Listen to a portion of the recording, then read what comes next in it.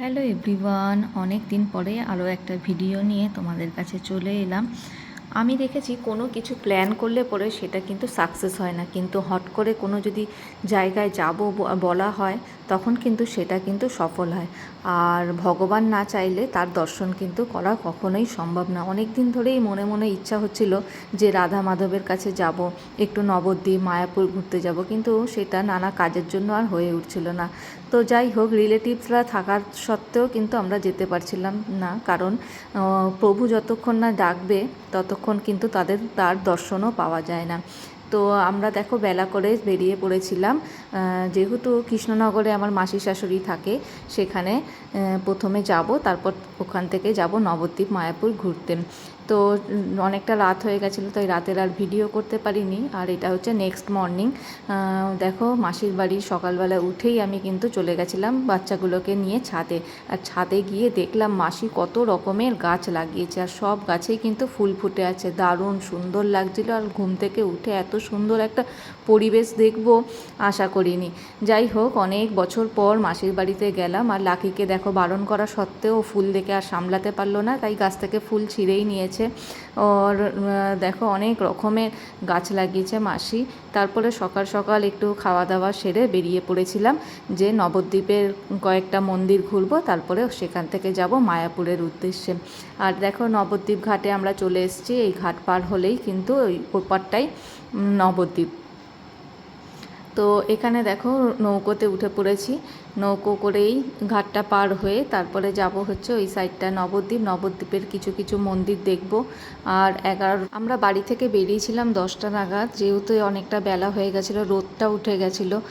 আর আগের দিন একটু বৃষ্টি হওয়াতে ওয়েদারটা খুব যে গরম তা ছিল না, কিন্তু চলে এসেছি দেখো ঘাট পার হয়ে নবদ্বীপে। আর এখানে হেঁটে আমরা প্রথম দর্শন করে নিই সমাজবাড়ি মন্দির। যেহেতু একটু বেলা হয়ে গেছিলো, মন্দিরটা কিন্তু বন্ধ হয়ে গেছিলো, তাই যে কটা মন্দির খোলা ছিল সেগুলোই দর্শন করেছি। আর মন্দিরটা অনেকটা বড় জায়গা নিয়ে, মায়াপুরে মানে নবদ্বীপের অনেক মন্দিরই দেখলাম যেগুলো অনেকটা জায়গা নিয়েই আছে। তো এই মন্দিরটা ভীষণই বড় আর ভীষণই সুন্দর মন্দিরটা। এখানে দেখো প্রভু বসে আছে, আর এইটুকুই দর্শন করতে পেরেছি। আর এখানে রাধা মাধবও আছে, তোমাদেরকে ভালো করে দেখিয়ে দিলাম, কতটা বোঝাতে পারছি জানি না। তো ভীষণই সুন্দর মন্দির। আর এর পাশেই কিন্তু একটা শিব মন্দিরও ছিল, যেটা হচ্ছে পাশে মানে জল ঢালারও ব্যবস্থা ছিল। এখানে কিছু লোককে আমরা দেখলাম যে জল ঢেলে পুজো দিচ্ছে, তো এই ব্যাপারটা খুবই ভালো লেগেছিল আমাদের। আর যেহেতু সোমবার ছিল, তাই সবাই মিলে একটু একটু করে মহাদেবের মাথায় কিন্তু আমরা জল ঢেলে নিয়েছি। আর এখানে ব্যবস্থাটাও দেখলাম খুব ভালো। যাই হোক, লাকি এইভাবে ওর পাপার সাথে একটু জল ঢেলে নিয়েছিল মহাদেবের মাথায়, আমিও একটু দিয়েছিলাম। তারপরে এখানে দেখো লাকি কত সুন্দর পোজ দিয়ে ফটো তুলছে, আর নিজেই বলছে আমার একটু ভিডিও করে দাম। তারপর ওখান থেকে হেঁটে আমরা চলে যাই সোনার গৌরাঙ্গ দেখবো বলে। সোনার গৌরাঙ্গ আমি অনেক ছোটোবেলায় দেখেছিলাম, সেটাই ইচ্ছে ছিল যে সোনার গৌরাঙ্গ দেখবো, অনেক বছরের ইচ্ছে ছিল। গিয়ে দেখলাম মন্দিরটা বন্ধ। কিছুক্ষণ বসলাম ওখানে, তারপরে মন্দিরের ভেতরেই কিন্তু 10 টাকা করে টিকিট কেটে তারপরে দর্শন করতে হলো। এই ব্যবস্থাটা একদমই আমার ভালো লাগেনি, যে মন্দিরের ভিতরেও টিকিট কাটতে হচ্ছে ভক্তদের ঠাকুরের দর্শনের জন্য। যাই হোক, আমরা সবাই মিলে ওয়েট করছিলাম যে কখন খুলবে, যেহেতু একটু বেলা হয়ে গেছিলো, 12টা প্রায় বেজে গেছিলো এই মন্দিরে আসতে আসতে। তারপরে কিছুক্ষণ বসার পরে দেখো দর্শন পেয়েছি গৌরাঙ্গ, সোনার গৌরাঙ্গ। এখান থেকে দেখো টোটো করে তারপর আমরা চলে যাই নবদ্বীপ ঘাট পার হয়ে যাব আমরা মায়াপুরের দর্শনে।